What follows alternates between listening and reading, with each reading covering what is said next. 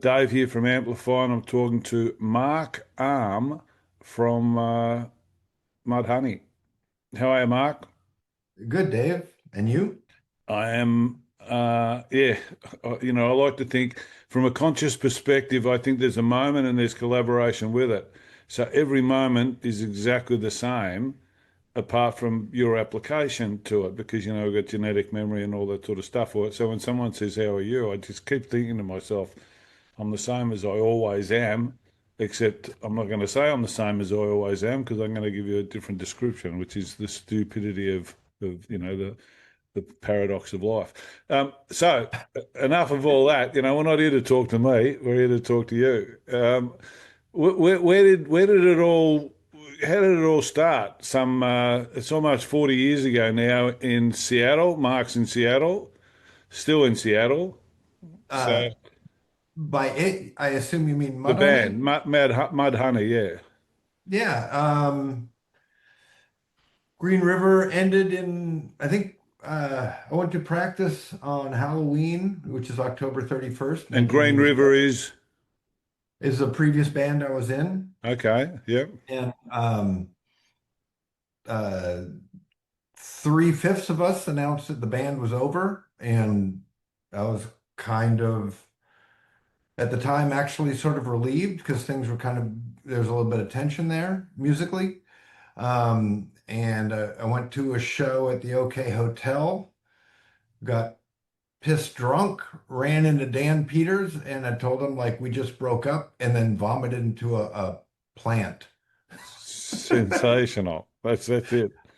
And All these pieces have something to do with mud honey, I presume. Is the vomit the mud look like mud and honey together or something or other? No, something like that. who knows? Um, uh, and Dan had been kind of jamming with Steve Turner, Yep. who was in Green River beforehand, like in the first year or so of the band.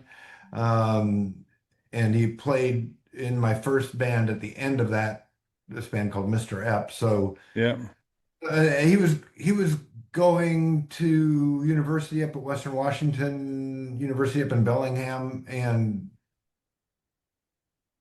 I was like, why don't you just come back down here and we'll start another band? And I think the pull was maybe too much for him, and so he and Dan and I were started jamming, and then I got Matt Lucan in the band, and like the first time all four of us practiced together was New Year's Day 1988, so that's where we marked the beginning of the band. Boom, boom. Now, how old were you at this stage? Because you're talking about all these bands before. Were you mid-20s? Were you early 20s? Were you Yeah, mid 20s, mid 20s. mid-20s? Okay. So you'd sort of, and did you grow up as a muso? You wanted to be a muso and playing music, or was that something you sort of came to? Like sometimes everyone knows each other in school and they play together, or sometimes, it's after. What was yours?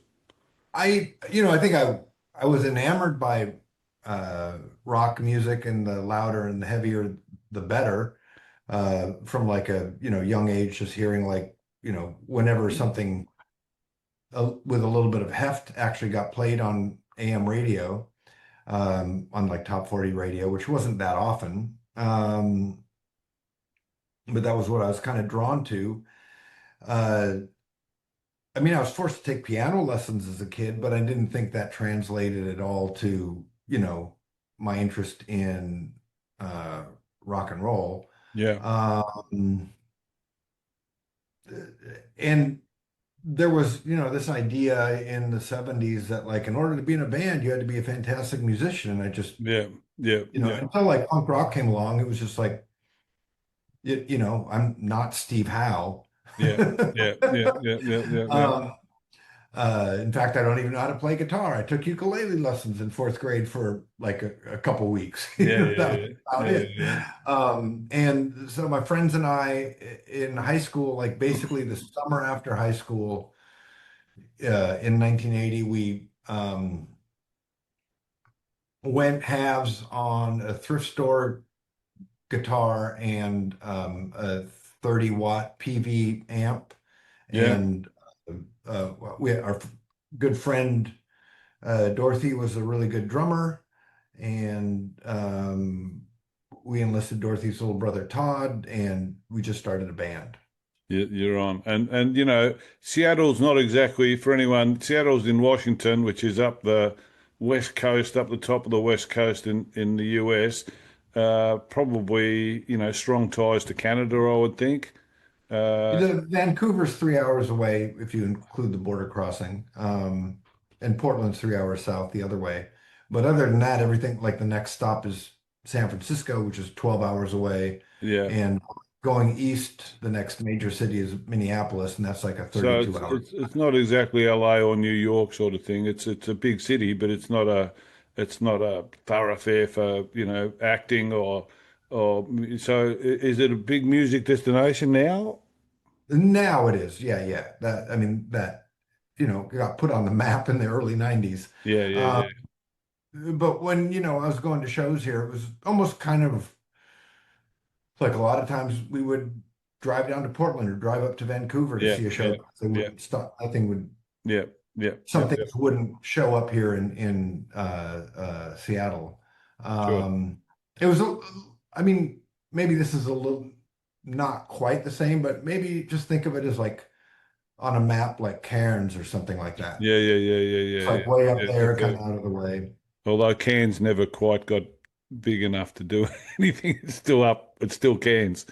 So the other thing that I noticed, because I do a lot of interviews, the other thing I noticed is like you've been together 40 years, and it's basically been the four of you. Matt left in 2001 and was replaced, but apart from that, you haven't gone through a whole stack of band changes over the time, which I think is just when you consider most people go through the mortgage state, the wife state, the breakups, the people move and all this sort of stuff. It's pretty incredible that it's just been the four of you all that time. Yeah, well, Guy has since moved back to Australia, and he lives in Melbourne now. Yeah, On occasions, we'll play, like if we get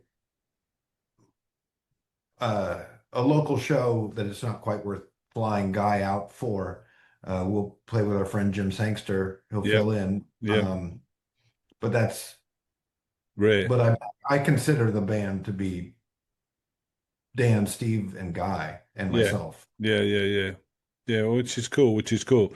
Okay, Mark Deming from All Music said Nirvana may have been the band that put an entire generation in flannel, and Pearl Jam and Soundgarden both sold a lot more records, but Mudhoney were truly the band that made the 90s grunge rock movement possible. How does that sound? Mark is very kind to us. Well, I've never met the man, but he seems to be in our corner. So, um, uh, is that does that ring true to you, or do you think that I don't that's know. It's hard for me to like just kind of pinpoint things as like it's this thing that started it all. Like I don't. no, no, no, no, no, no. There's a lot more to it than that. But you were pretty instrumental.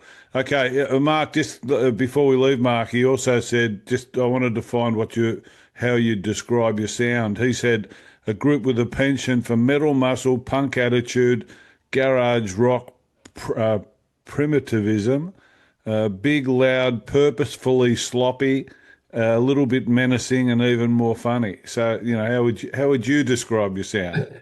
That's pretty accurate. Yeah. What do we A little mean by bit menacing, but mostly kind of funny. purposefully sloppy? Initially, yeah. I mean, it wasn't necessarily purposely. It was just,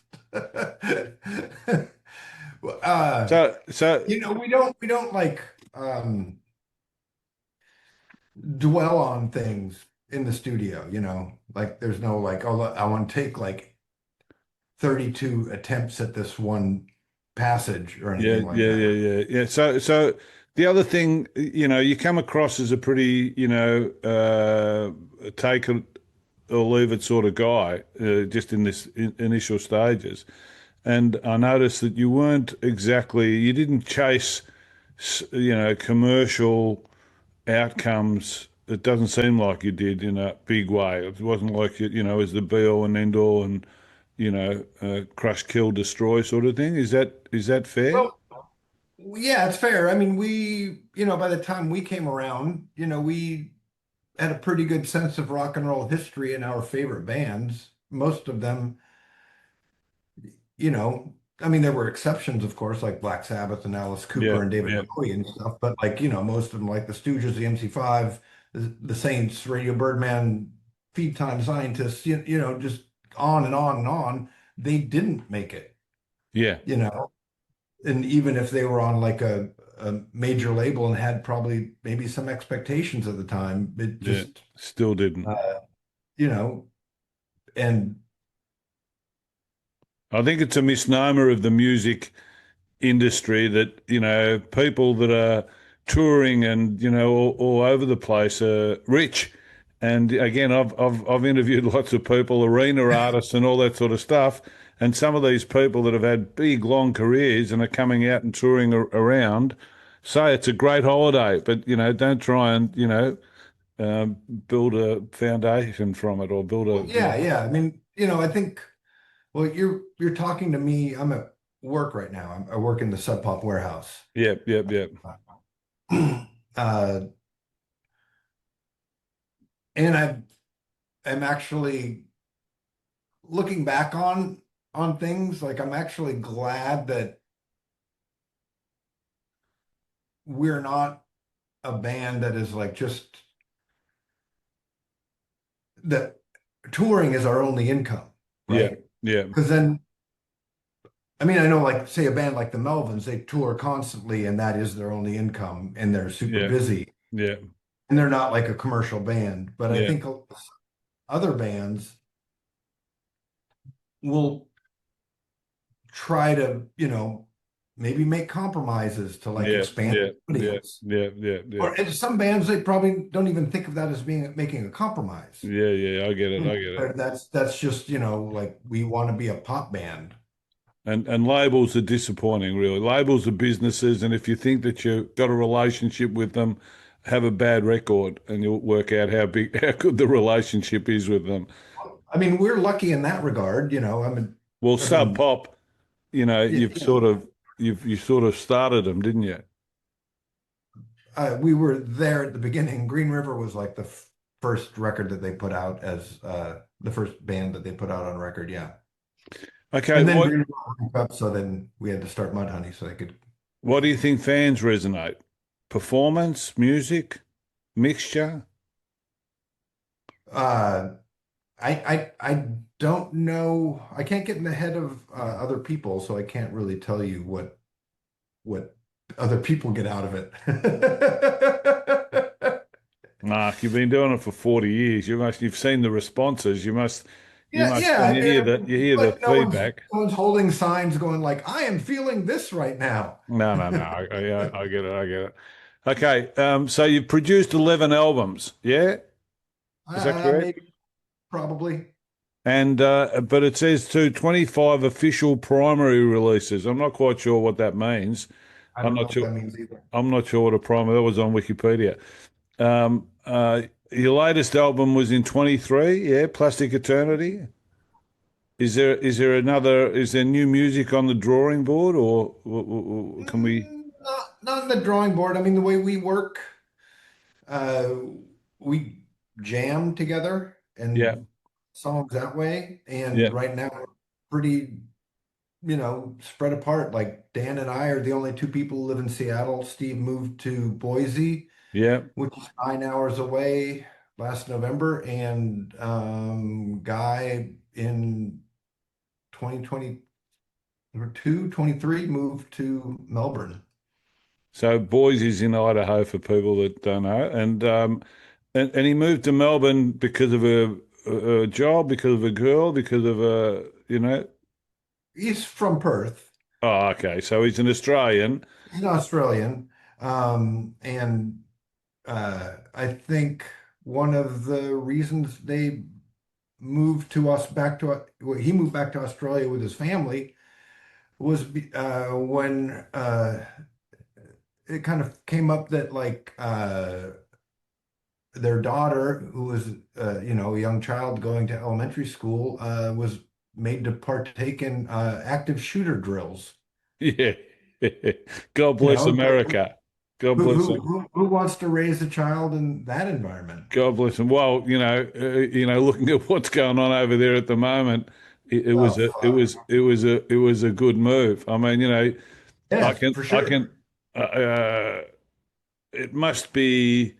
My dad was from Montrose, Colorado, so I'm a dual national. So to some degree, the Star Spangled Banner, maybe there's something in the genes, has always motivated me, and I've always followed America, etc., and followed American politics because I felt like I was American somewhere in there, dad and everything.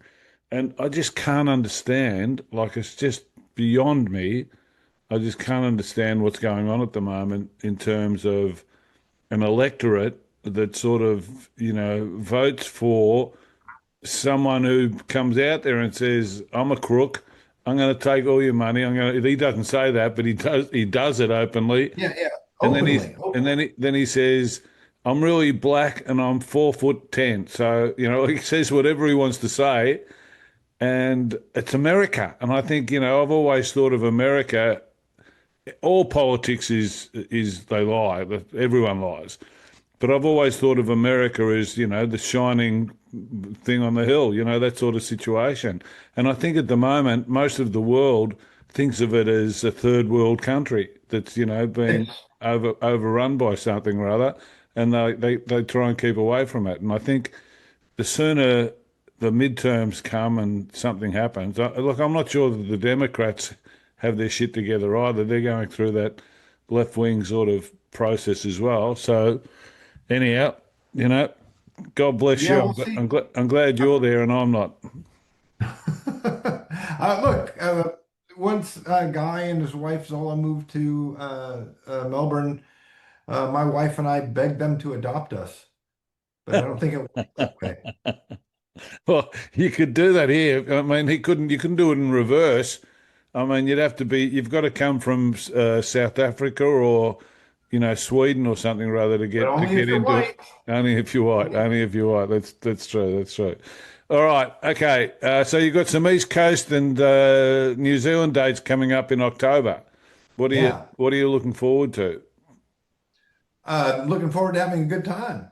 Yeah, obviously catching up with Guy. Catching up with Guy, playing some shows.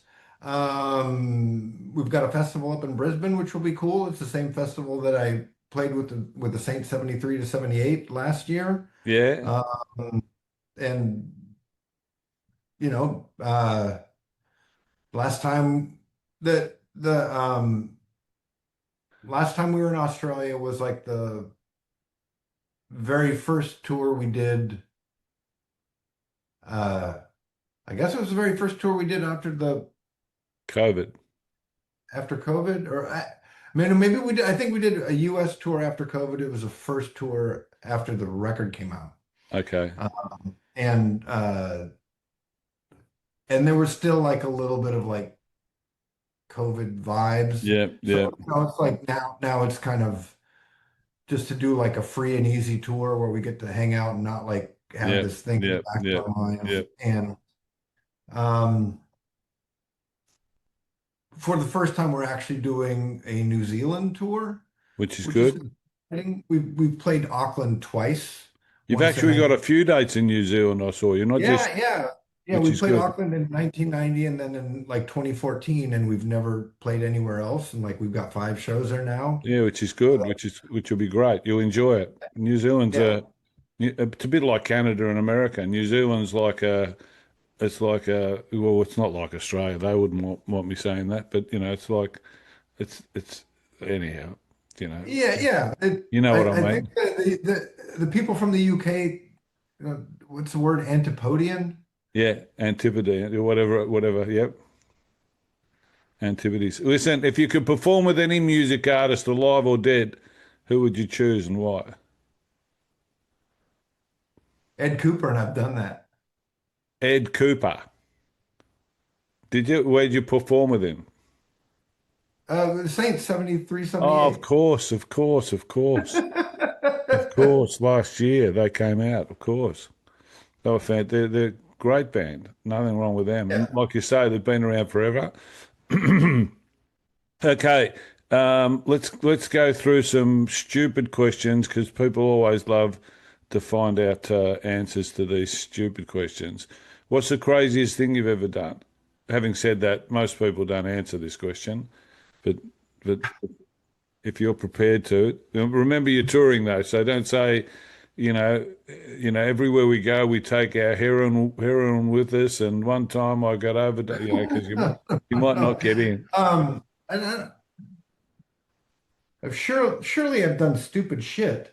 And I know for a fact that I have. Um,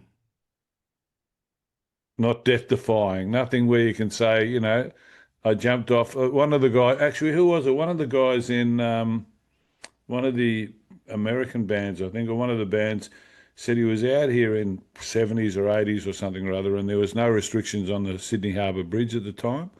And they went up and they straddled the Sydney Harbour Bridge and hung off the top or something like that, the railing at the top or something or other. Now it's all, fences and you've got to pay and all this sort of stuff. That was a pretty raucous sort of thing.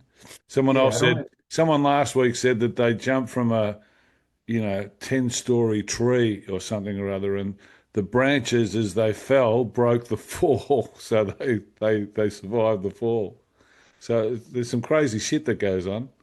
A lot of it has to do with jumping and heights, Well, apparently. bungee jumping and jumping out of planes and all that. That's pretty crazy. So nothing to mention. That's fine. What's the one topic you can talk about for hours? Um, I don't know. I'm not. You follow the football. You follow the football over I'm there? not like a hugely social person, so I think like I don't think I have hours of conversation in me. You follow the football. Australian or It soccer doesn't or matter. It American? doesn't matter. It doesn't matter. No, no, American, the NFL. No. no.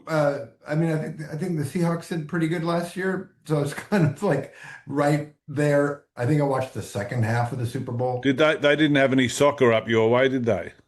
Oh yeah, they did. Yeah, yeah. There was some World Cup games here, What but I didn't go to any of them. madness! I don't like crowds. What madness! A couple friends of mine, like, went and like they were just thrilled by like the big crowds and the happiness and everyone was like, Expensive though, isn't it? Wasn't it expensive?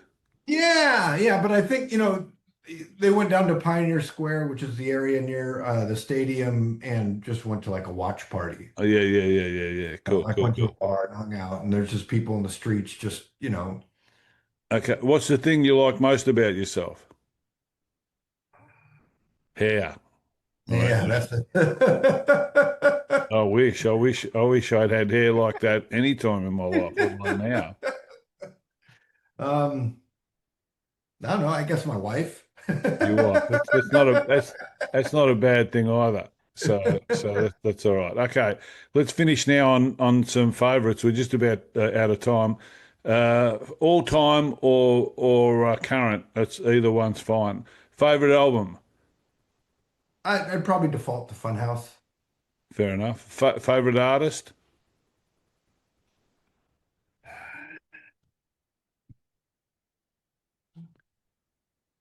Let me say Captain Beefheart just to mix it up so it's not the Stooges. That's pretty good. Favorite movie. Um,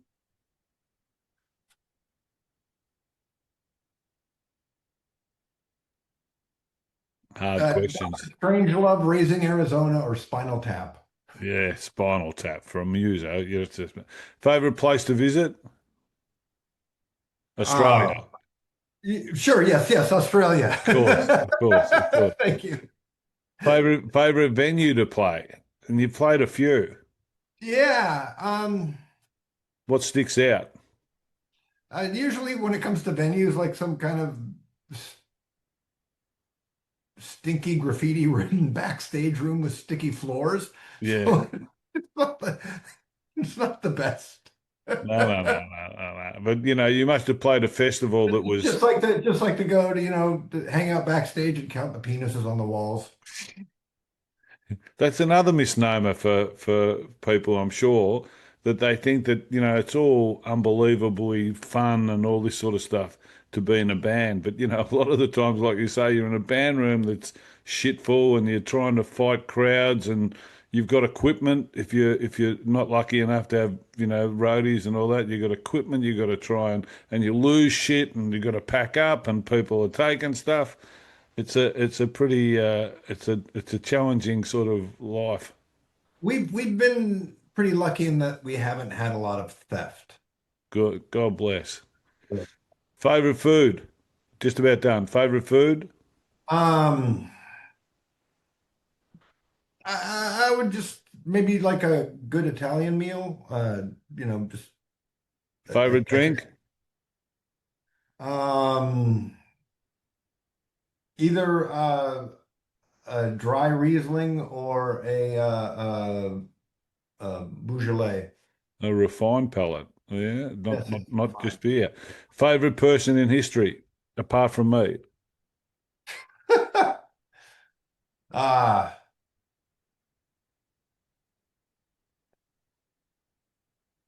in history. You can say your wife again if you want. That's Yeah, yeah. I've already. that's a safe bet. Yeah, yeah.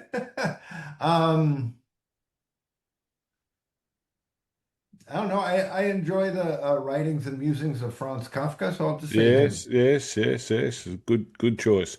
And do you have any tattoos? I do not. You're a clean skin. No one in our band has tattoos. Oh my goodness. And you trace back to 40 plus years in bands and Yeah. you've never been motivated to have someone draw on you. Well, there were times when I had the idea, like maybe that'd be cool. And I'm so glad I didn't because the ideas I had were terrible. That's right.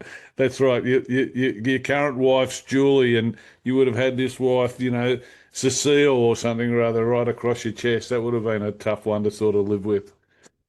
Um, I was thinking of maybe getting the letter M on each butt cheek. There you go. There you go. I'm not sure who sees your butt cheeks. Actually, that's another interview, and we won't deal with that. We won't deal with that here. Thanks, Mark. Thanks for your time, man. Sure Um, thing, Dave. have a great tour. Enjoy yourself, and keep hiding under the bed until November as a start, and then another couple of years past that. Could Yeah, you yeah. imagine? Could you imagine Don Jr. or something like that, like as a presidential nominee? Oh my No. goodness. And also just like JD Vance. No, I mean, he's not a nominee, but like he's just lacks any kind of charisma. it lacks anything. Lacks honesty. I think honesty would be a pretty good place to start for That's anybody. yeah, yeah. Good on you, man. Thank you very much. Thanks for your time and all the best. Good luck. All right, Dave. Thank you. See you, mate.